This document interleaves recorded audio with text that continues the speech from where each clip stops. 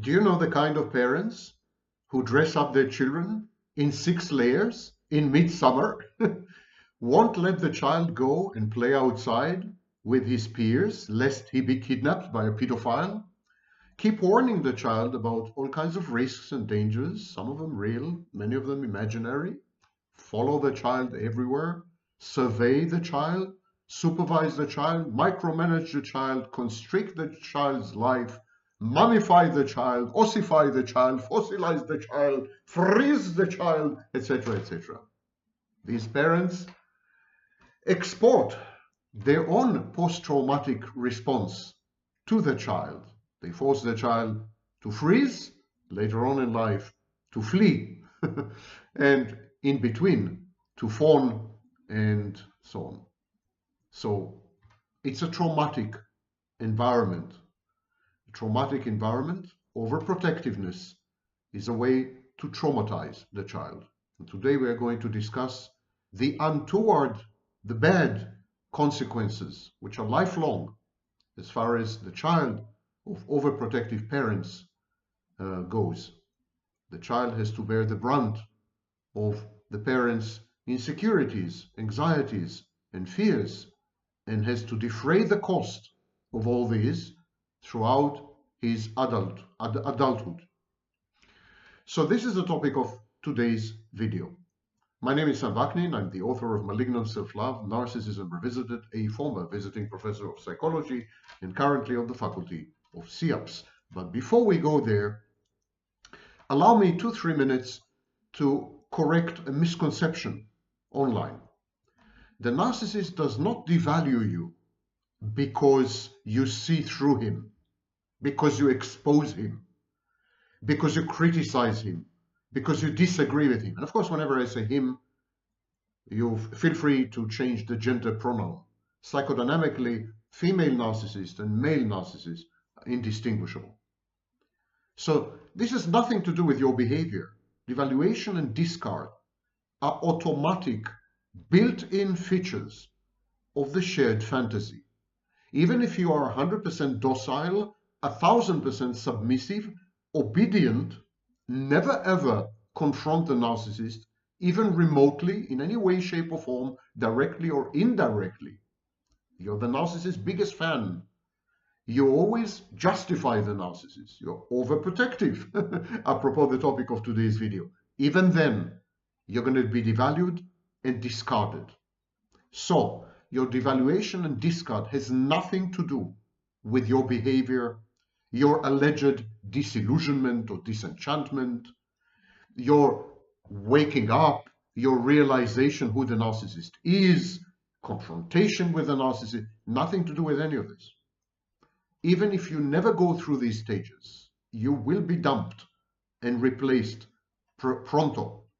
So, of course, when the narcissist is in the phase of devaluation, when he needs to convert you in his mind from an idealized internal object to a persecutory, evil, malevolent object, of course, then the narcissist latches on to any misbehavior, misconduct on your part, to your misdeeds. You dared to disagree with him 3 years ago. You criticized him 7 years ago. The way you looked at him was wrong, etc. He would latch on to any excuse, to any piece of nonsense, real or imagined. He would conjure up all kinds of infractions and transgressions on your part. So, narcissists devalue and discard you because you're a maternal figure and they need to get back at their mothers, to close the accounts, to separate from you as a stand-in for the narcissist's original mother, and then to become an individual. Narcissist needs to push you away. And in order to push you away, he needs to make you the bad guy. And this has nothing to do with your awakening or with your behavior or with anything you might or might not do. Even if you're in coma, permanent coma, in a vegetative state, in a hospital, narcissist is going to devalue and discard you. He's going to say that your coma state is a form of abandonment and you're a really, really bad partner. Got it? Okay, we move on. And we move on to today's topic, which is a bit similar, and that is overprotective parents. Overprotective parents do the following. Number one, they deny the child access to reality. They corset the child. They spoil and pamper the child. They idolize the child. They pedestalize the child. And they do all this in order to prevent the child from experiencing friction with reality, unforgiving, merciless reality. The world out there, the world that makes no concessions, the world that does not regard the child as a gift to humanity, the best thing since sliced bread. So the world out there is perceived as injurious and punitive, and the overprotective parent wants to isolate his or her child from the inevitable pains and hurts and injuries that the child will absolutely guaranteed suffer in his dealings with the world out there and with other people. Now the thing is that these pains, these hurts, these losses, they're critical to personal growth and development. We evolve mentally and psychologically through suffering and through losses. And if we are denied these experiences, we never grow up. We remain arrested and stunted. Clinically, we remain children or adolescents, puer aeternus, Peter Pans. The next thing that the overprotective parent does, having denied the child access to reality and having stymied the child's growth and development, he prevents the child from separating and individuating. Overprotective parents are terrified about the child going his own way. And this has nothing to do with the empty nest syndrome. It's not a form of attachment or over-attachment or malignant bonding. That's not the case here. The overprotective parent, is really terrified that something bad is going to happen to the child should the child separate and go his own way. It's a form of catastrophizing.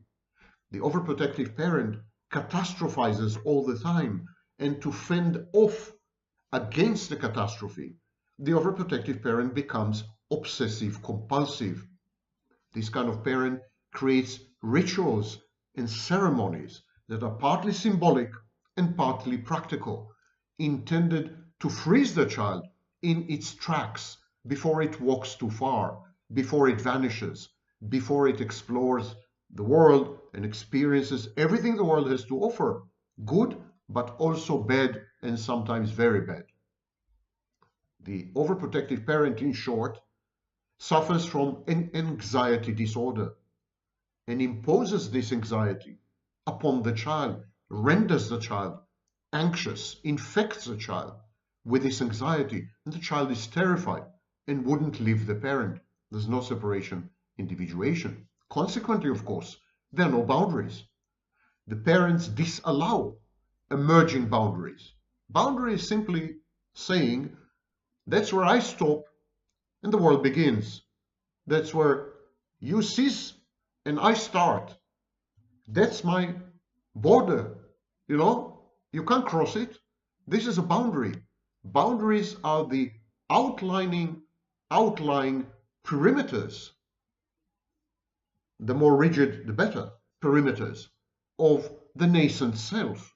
A sense of identity, continuous memories, they all critically depend on the existence of boundaries. Boundaries are also emotionally cathected. There's an emotional investment in boundaries. But if you're not allowed to be in touch with reality, if you are not allowed to grow, if separation individuation is impermissible and a really, really bad thing to do, you're a bad boy if you do it, or a bad girl if you do this, the bad object, then of course you cannot form any boundaries, because forming boundaries is betraying the parental figures, causing them pain and anxiety, maybe even shame and guilt. all this complex impairs the child's reality testing. In the absence of exposure to reality, there is no reality testing. In the absence of interactions with peers, the pushback of others, there is no reality testing. When everything is filtered through the membrane of the parental presence, there is no reality testing. And so these children grow up, become adults who are very bad at reading other people, deciphering social cues and signals, following scripts, and generally handling themselves, managing themselves in ever-changing, ever-shifting, kaleidoscopic environments, which is the state of today's world. And this fosters dependency. The child realizes his or her own deficiencies. Having attempted here and there to interact with others, to function socially, the child develops social phobia or social anxiety and withdraws from the world, avoids the world, and develops increased or enhanced dependency, codependency on the parents. The child also forms a distorted internal working model. The internal working model is an amalgamation of how we see ourselves in the world, how we regard the world, and how we decode other people's minds. It includes a theory of mind and a theory of the world. And so a child who is not exposed to other minds, is not exposed to the world, has no functioning, long-term, stable, core internal working model. And a major reason is that the parents keep broadcasting and signaling to the child, the world is bad, the world is to be avoided because the world out there is hostile and dangerous. We, your parents, are the only ones standing between you and a lot of pain, torture, and extinction. We are your protectors, we are your shield, and you should never get rid of us, and you should never ever attempt to interact with the world on your own because you're inadequate, you're not qualified, you're not skilled to do so. You may perish. And of course, it's very difficult under these conditions to even attempt to develop a perception of the world, a conception of other people, because these are enemies, and the only thing to do is to avoid them. And so another consequence of this is that there is a decoupling of actions from consequences. In the absence of reality testing and contact with the world, the child acts in vacuum. The child's actions do not lead to any consequences because the parents firewall the consequences. They prevent the child from experiencing the consequences of his actions. The child can do no wrong. The child is entitled to special treatment because he's a special child or she's a unique girl. So the parents teach the child, condition the child, and provides a modeling. They teach the child that actions can have no consequences, that the child can do anything the child wants to himself and to others. And the child will never be punished, will never pay the price, will never bear the cost, because his parents will be there to isolate him, to shield him, to protect him, to mothball him, if you want. So this kind of children grow up and they act in ways which are vile, abhorrent, and they don't even realize that what they're doing is utterly socially condemned and unacceptable, not to mention sometimes criminal, because they have never been brought up to associate actions with consequences, including adverse consequences. And so, in many ways, the overprotective parents instrumentalize the child. They use the child as anxiolytic medication. They medicate with the child. They have anxiety, they suffer from anxiety disorder or even depression, they are dead. Dead mother or dead father, in Andre Green's term. Not physically dead, but metaphorically dead, emotionally dead. Absent in many ways, because they're immured and they're immersed in their own mental health problems. And so they use the child to reduce their anxiety, to mitigate their depression and insecurities, to somehow control their internal environment, so the child becomes an external regulator of the overprotective parent. Child is objectified and instrumentalized and parentified because the child learns to believe, erroneously, that he or she is responsible for the well-being and mental health and functioning of the parents. Exactly the opposite of what the case should be. So the child walks on eggshells. The child constricts his life and his behaviors. The child refrains from exploring and experimenting because it might badly or adversely affect his father or mother. They may become depressed or anxious or cry or what have you. In short, the child grows up to be a people-pleasing narcissist, in many cases covert. And this leads to a very interesting behavior. Learned helplessness. Feigned, fake, dramatic, manipulative helplessness. These kind of children as adults, they control from the bottom. They leverage their dependency to manipulate the partner. When I say partner, by the way, it could be a good friend, could be a romantic partner, could be their own children, could be neighbors, could be colleagues, could be the authorities, could be a collective. These kind of people, having learned to depend for vital life functions on their parents, carry the tradition forward.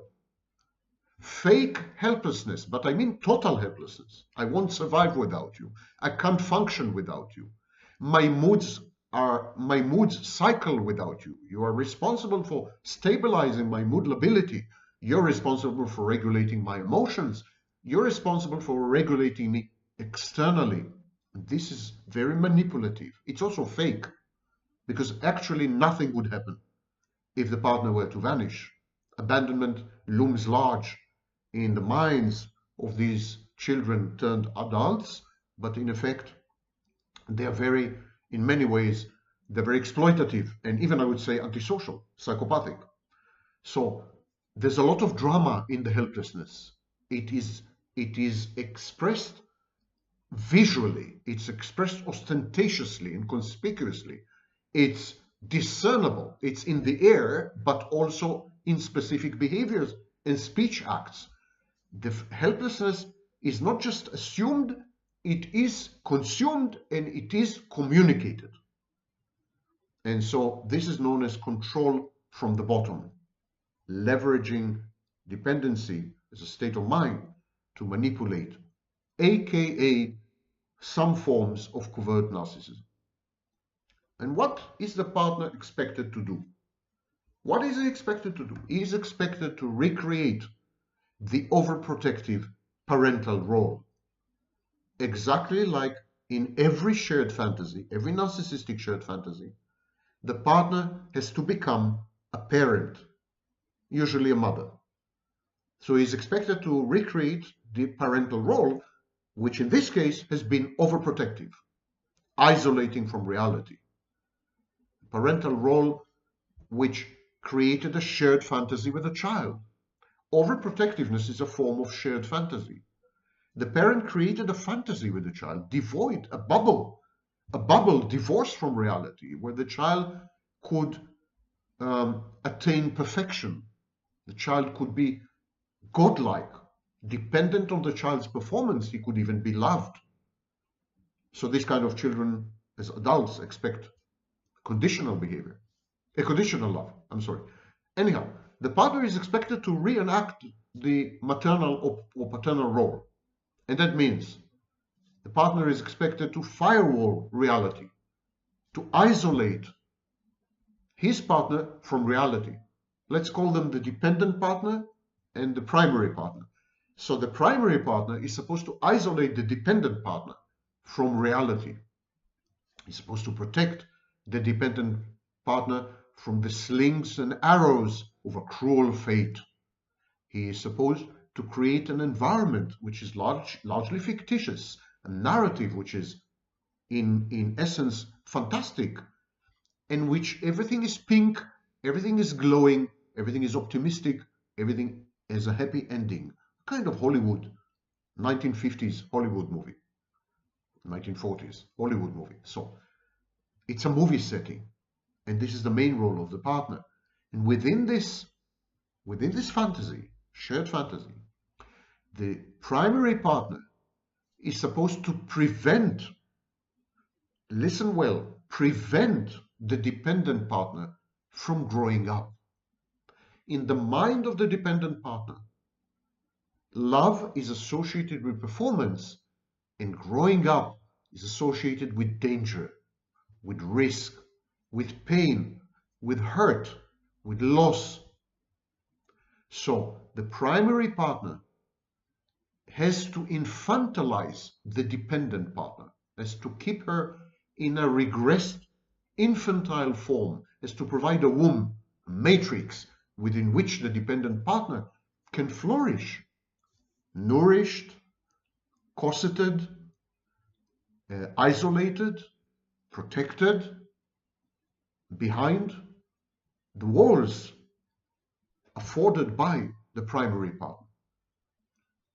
And this, of course, prevents a reenactment of separation-individuation. Separation-individuation failed with the original parents, but it stands a chance in a shared fantasy. Yet, in this kind of shared fantasy, when the dependent partner has been brought up by overprotective parents, separation-individuation is not even on the table.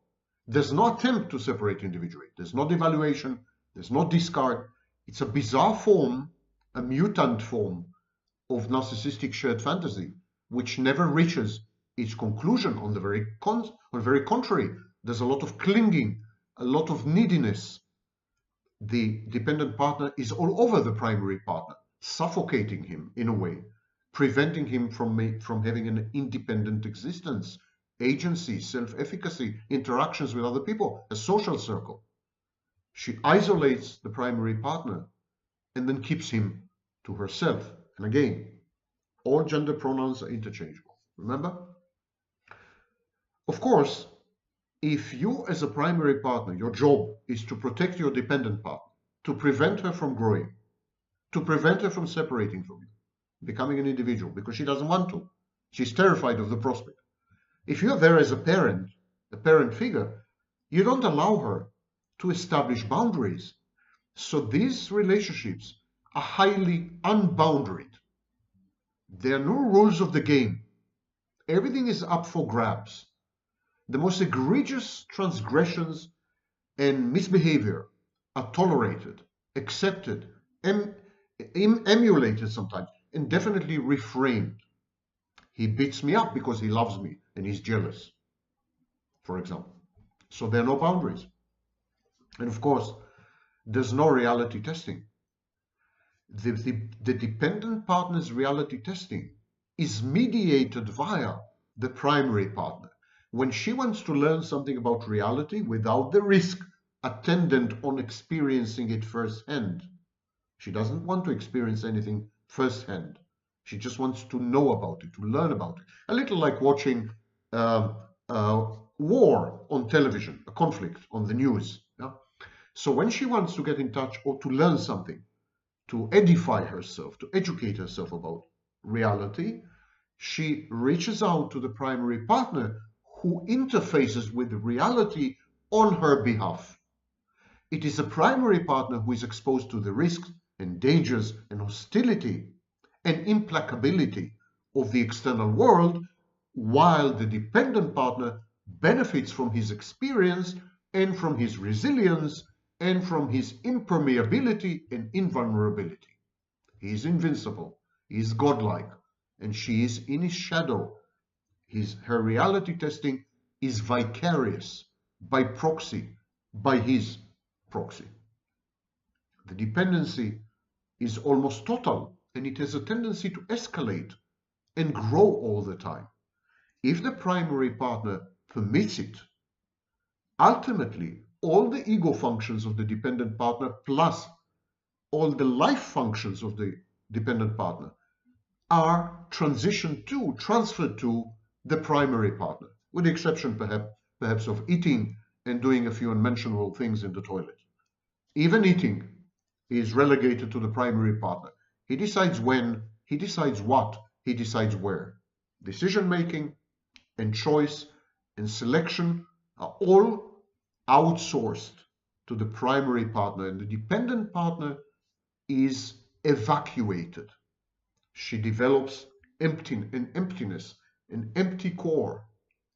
And consequently, she is unable to truly, genuinely, authentically, correctly grasp the world or other people. Her internal working model is distorted by the fact that it is filtered through another person's mind, another person's prejudices, another person's autobiography, another person's experiences. If you learn about the world through someone else, you're never going to be yourself. You're going to be an extension of that someone else, a reflection of that someone else, but never you. So this kind of dependent partner never becomes.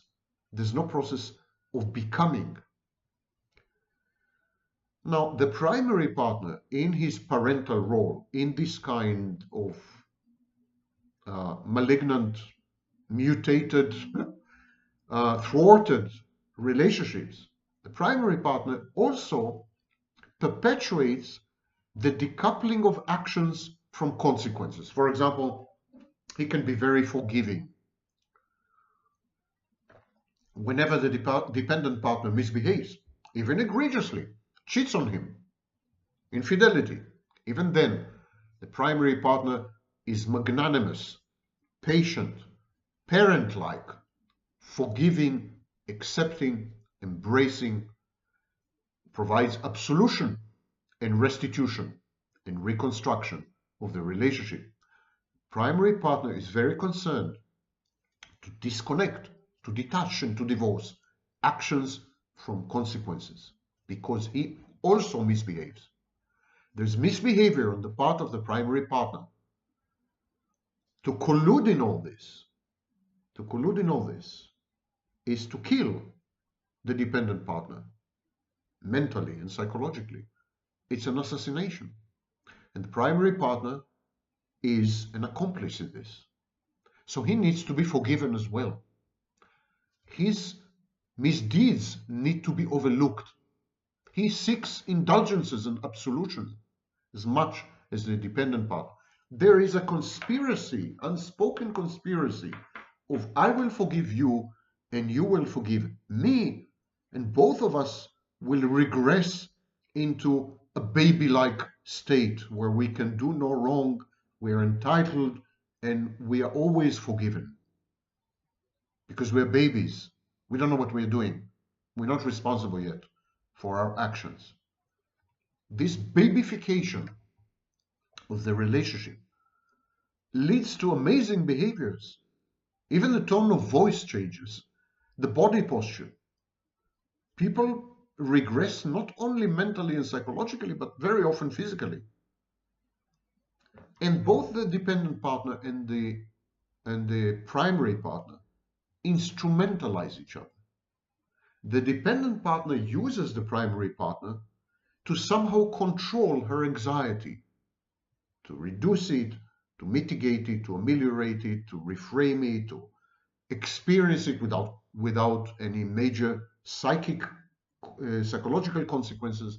So she instrumentalizes the partner to provide external regulation and anxiolytic functions. The partner mitigates her insecurities, and if she's a borderline, her twin anxieties, the engulfment and the abandonment anxiety. The partner is there to medicate her. He is her medicine chest. This is one form of instrumentalization. Same goes for the primary partner. The primary partner instrumentalizes the dependent partner by rendering her childlike and dependent on him. He wants her to be needy because that assuages, that reduces his abandonment anxiety. They're both terrified of loss. The primary partner in such relationships is also mentally unwell. They both parentify each other. They become responsible for each other's moods, emotions, cognitions, well-being, happiness, and so on. They make each other responsible. And so the dependent partner would be aggressive and furious and vindictive or passive aggressive if the primary partner fails in his parental roles. And similarly, the primary partner might just walk away. Or even, if he's a narcissist, devalue and discard the dependent partner. If she fails to parentify, if she fails to act as his substitute or surrogate mother figure, maternal figure. It's a very sick dynamic, as you can see. And it all starts with overprotective parents. Parents who were so terrified of life, so horrified by the world out there, and above all, so insecure of their own selves, or maybe devoid of self. They try to use the child as a solution, a medication, an amelioration, a tactic, a technique, a therapy. They instrumentalize and objectify and parentify the child. They don't let the child become. They don't let the child evolve. They don't let the child experience anything. They don't let the child grow up, become an adult, functioning, loving, boundaried, self-aware and self-cognizant, and above all, self-efficacious, because the overprotective parent wants the child to remain an invalid, dependent on him, on the parent. These parents don't want their children to grow up and walk away, to flourish and blossom and thrive in environments devoid of the parental presence. They want the child, and this is in a way kind of Munchausen syndrome, where the parent renders the child mentally ill in order to remain forever a crucial, critical presence in the child's life, the only cure to the child's constant mental health deterioration. These are cruel parents. These are obnoxious and vile parents, horrible parents, parents who inflict on the child the torture of never becoming, never self-actualizing, never realizing the child's potentials, never ever experiencing love, never maintaining a relationship of intimacy and equality, and never facing the challenges of life, never growing up into reality, never experiencing the losses that spur us forward, make us better. This kind of child remains a fetus, an embryo, never born.